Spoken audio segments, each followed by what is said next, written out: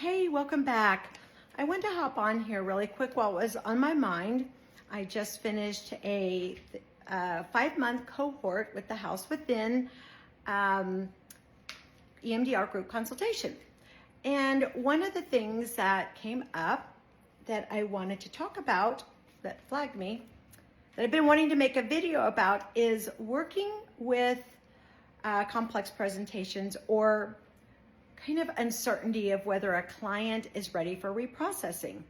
And so one of the things that I talk to my clinicians about is that sometimes waiting too long, we get stuck in phase 2 for too long, can also discourage our clients. And so there's some tips and tricks to working with complex clients. So I'm going to get 5 tips today on how you can start moving out of phase 2. Well, actually, we don't move out of phase 2, but beginning to move from phase 2 into reprocessing. So the first thing that I tell clinicians is to consider titrating. And what I mean by that is, if we are either as a clinician not certain that we can, it seems scary to go to the big traumas, if you will, the big memories, that let's start in the present prong. It is okay to take something in the present to begin with. That way you or your client can know what it's like to reprocess. And it gives a lot of information about what their nervous system can tolerate. So titrate, that's the first one. Take something in the present prong and work with that before you go to the big ones. Number 2 is reprocessing strategy. We might want to consider that. That one is a huge one for me. We have, what I mean by reprocessing strategy is we have big EMDR, which is whatever comes up, we're following that. Typically, if we are working with complex clients, that may be too much for them and they can get overwhelmed and flooded with a lot of memories. So we might consider doing EMDR. And basically what that is we are just returning to target anytime something comes up that is outside of what we're working on. Meaning, like if I'm working with a client on maybe a car accident and maybe something comes up from their history that they're not ready to work on, or that their system is not ready, I will ask them to set that material aside or put it in the container and return to the original experience and go with that. So that's number 2. Number 3 is pendulating.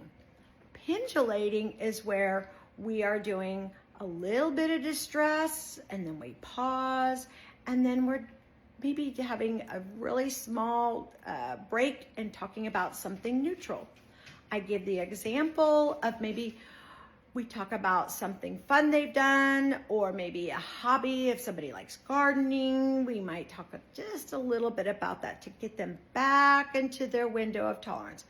Once we've done that, I'll ask them, are you ready to go again? And I'll say, go back to the original experience. And what do you notice now? So pendulating back and forth between some mild to moderate distress and then something calm and neutral, and doing that.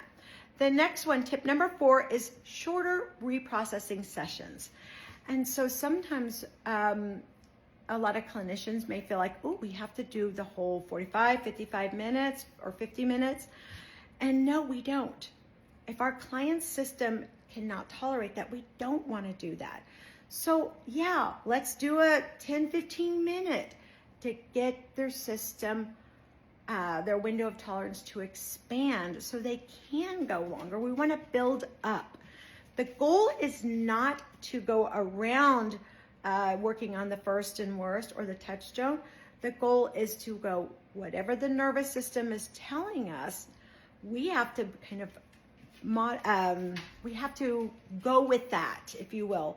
We cannot go where their nervous system is not ready. Okay, and tip number 5 is shorter and slower BLS.